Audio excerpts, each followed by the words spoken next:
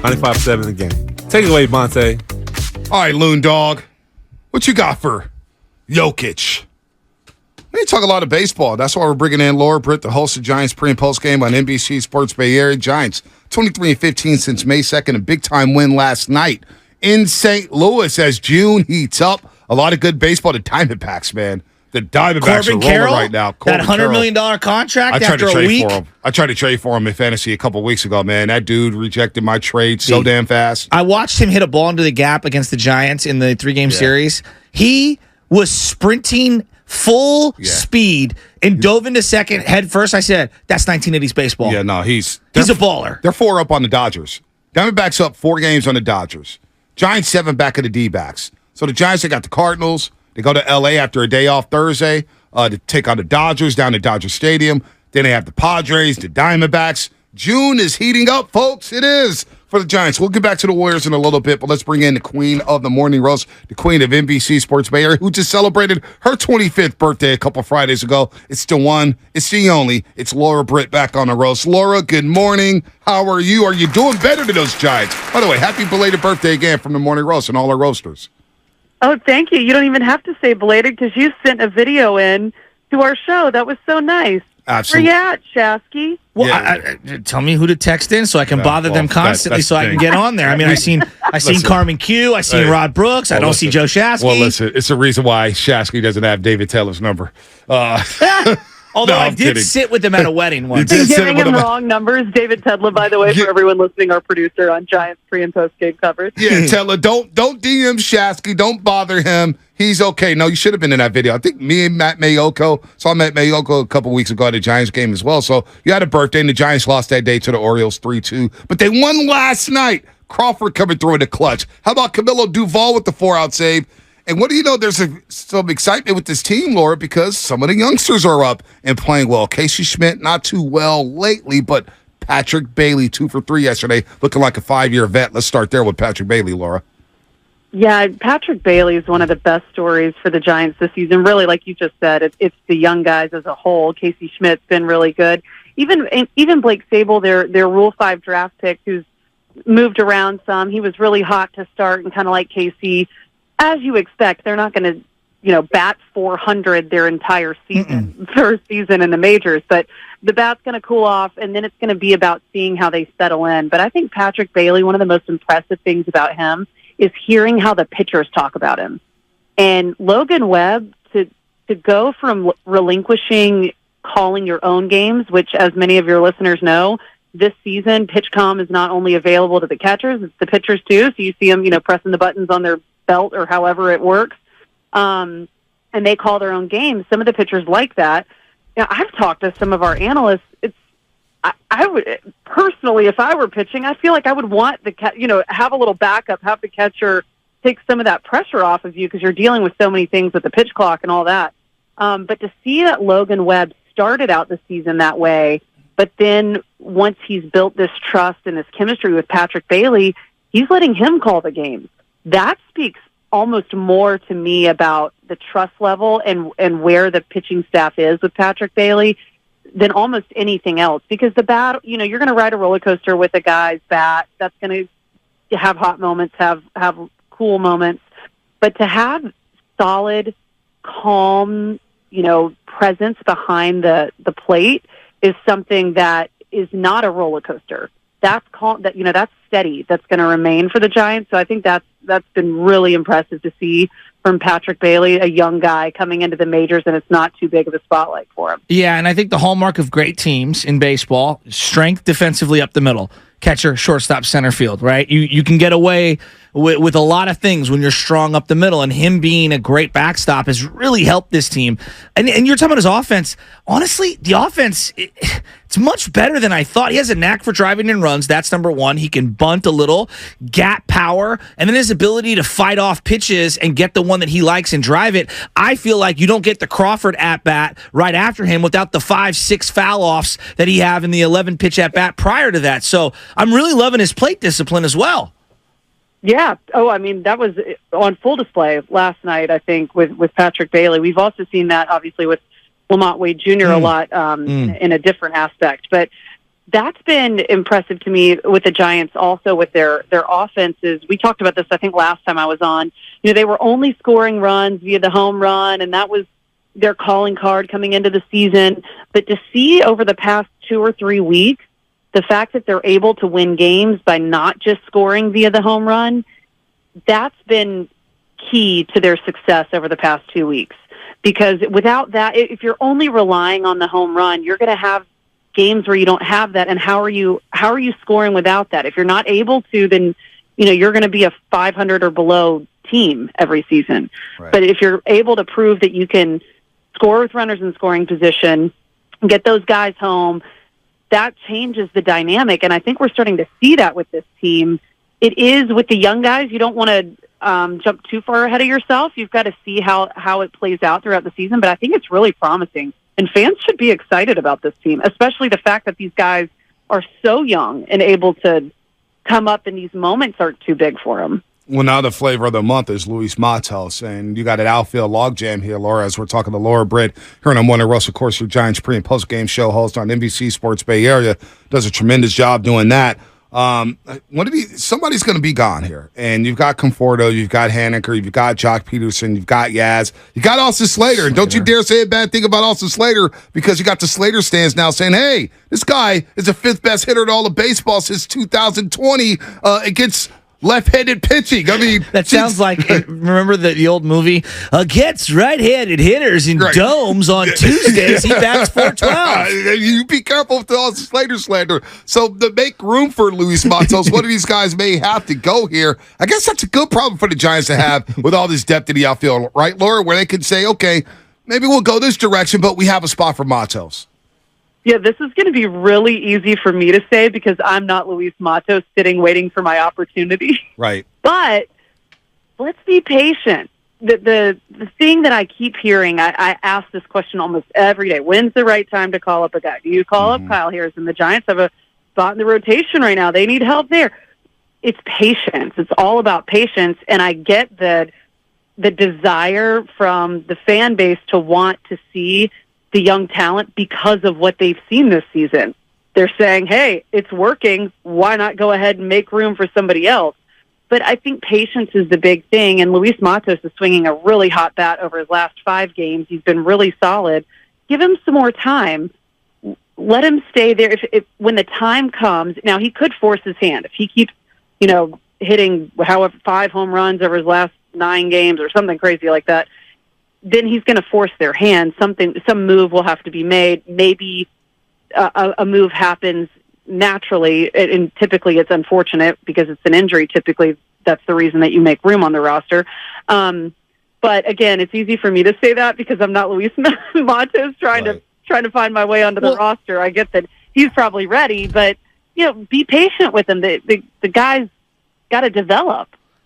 I hear you, but there's also an argument for they just have redundancy. Like Wilmer Flores isn't really playing a whole lot. I love Wilmer, but I don't know. Jock, platoon DH. I don't know. To me, I think they got to staple together a couple of these guys and move off them. And the Austin Slater thing's interesting. Is he important to you? Absolutely. But if you stapled him to, let's just say hypothetically, a Joey Bart to make room for someone like Luis Matos, or staple a couple of combinations he has, can you get back an arm that can help you in the rotation this year and next year? Can you get back an arm for the future of the bullpen? That's something that I would look to do because I do want to see this guy play every day. Yeah, on the opposite end of that spectrum, if you just start to look at the lineup, are you willing to ride the wave of having 3 rookies in the lineup on a day-to-day basis? Because if you make that move, you're going to have Casey Schmidt, you're going to have Patrick Bailey, you're going to have Luis Matos in the lineup. And I think at some points when they do struggle, people are going to say, oh, maybe you should have kept Mitch Haniger, maybe you should have kept, you're going to start wondering why the Giants are making some moves. So it's fun to think about. Give the young kids a chance. Let the kids play ball. Bring them up to the majors. Debuts are fun. I'm all about it. I just think when you start to look at a really young lineup, there are benefits to having veterans and leadership. And, Haniger was in a bit of a struggle deep over the freeze. past, 10 or so games. Right. But he had a good game last night. In some clutch situations. So it's a balance. I mean, I know that's not fun. Am I throwing cold water on your party? No. It's just I hear what you're saying. We've been waiting for 5 years. I mean, they've got one winning season since Obama. Right. You know what I mean? Like I'm sitting here and I'm saying to myself, like, what are you really truly competing for this year? Nobody thinks they have enough pitching to be a true World Series Well, I contender. thought it was just about having fun. I am having fun. All right, but we're having fun. But now like, you want to win? Well, no. It's not just that. I actually like Haniger. I was so optimistic. Defensively, he stinks, right? And he's been in a deep freeze. I wish you would have gave Conforto the 2-year deal and Haniger the 1-year deal, but that's neither here nor there. I just think they need to staple a couple of these guys together because it's about long-term viability for me. The fool's gold of this year and competing, like I get it, and I'm having a lot of fun and I'm enjoying it. But when you have someone tearing the cover off the ball, you got to bring that guy up while he's hot so he can feel good about himself early on in his major league career. And the defense is going to be good. Like that's the thing with Bailey and Schmidt. Even if the bat cools off, we know they have elite defense. Yeah. And so I don't know. I want to see Matos. I've been waiting since 1987 for an outfielder from. I'm dead serious. Chili Davis was the last prospect. Hey, Laura, we weren't waiting because we had Barry Bonds, we had Darren Lewis, we had Marvin Bernard. We were chilling for a while. Guy? Yeah, we were chilling though. Reggie Sanders, Ellis Burks, we were fine. Who's the highest watermark homegrown guy in the last 30 years? No, it's Chili Davis, no doubt about it. You can make an argument. It's like Fred Lewis, Jason Ellison, Lance Negro, and Todd Linden. No. That's disgusting. Steven Duggar? No? I just want to see him. All right, he just wants to see him, Laura. I'm going to add more fuel to this fire. I was actually wrong. Luis Matos has hit 5 home runs over his last 5 games. There it is. Even better for you, Joe. There it is. What are your thoughts on Farhan Zaidi and Gabe Kapler? Because you know what? As we look at the Giants, and look, I didn't know what to expect. I kept an open mind going into the season. They're 34-32. And it has been a lot more fun because they brought up some of the young guys. Exactly. They're playing a good brand of baseball.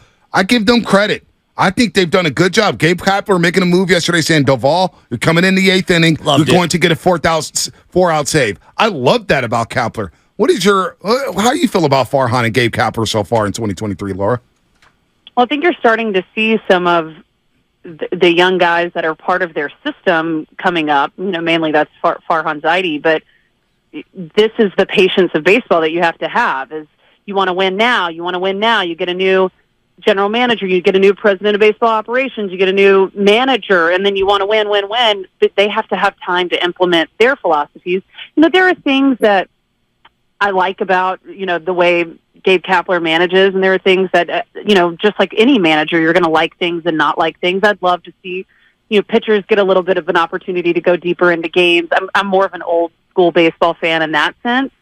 I do like this year that we're seeing less of the platooning and we're seeing more of the everyday player. It's still happening, but definitely not as significant as it has been in the past. And I think the players, respect that too. They want to have an opportunity to get in there and get their timing down and do things like that. So I think they're doing a good job. They're doing a great job. The Giants, coming into the season, I don't remember, maybe I can't remember what you had them finishing the season at. Either of you, but I think they're doing really well right now, considering they've got young players in the lineup. They're 34-32. I know that they're 3rd in the NL West right now, but the Diamondbacks are on fire. The Dodgers are expected to be good. I mean, they've got one of the highest payrolls in baseball. I say the Giants are doing pretty good with where they're at right now. So you don't know what you have until it's gone, and some of this is just a patience game. Laura, I got Shasky. I'm ready to trip over you. All right now, Sacramento River Cats Twitter account.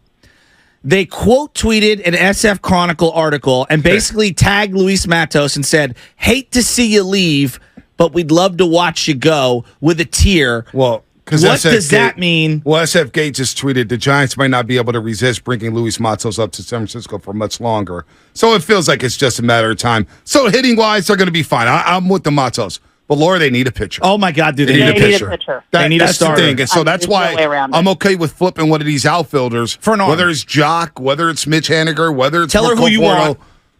I want Shane Bieber personally. I love Shane Bieber in Cleveland. It may cost you a lot because he has another year of control under his belt. Marcus Stroman, I'm not mad at him. We saw him last Friday. Stroman. He almost was a Giant, him. Laura. He almost signed with the Giants. He talked highly about the organization. So no matter what, if they really want to make some noise,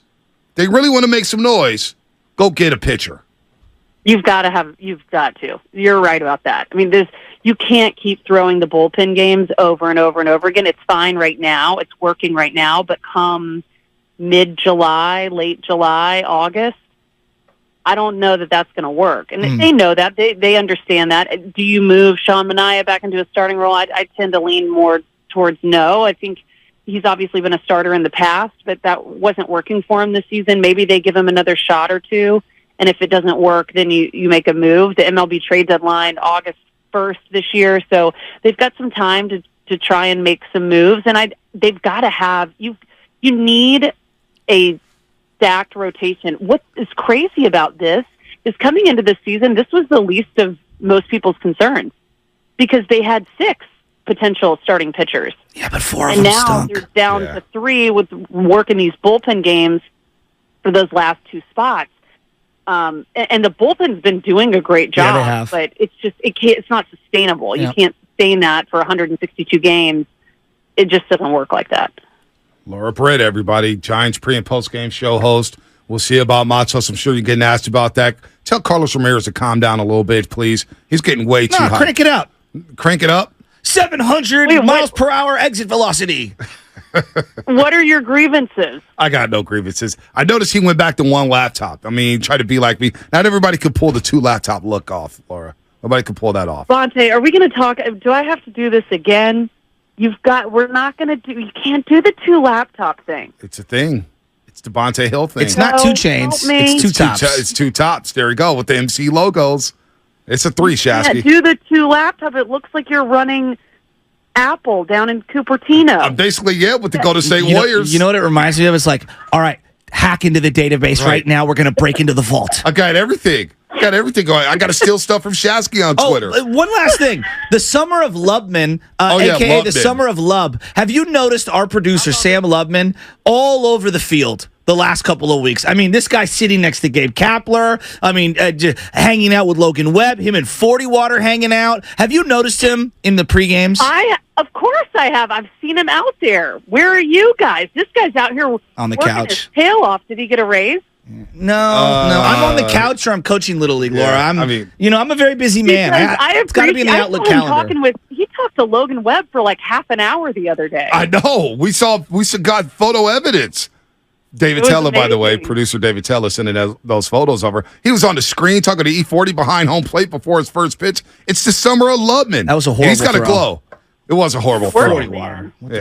Sorry, 40. I love 40, but that was a terrible. That was rough. Terrible pitch. That was rough.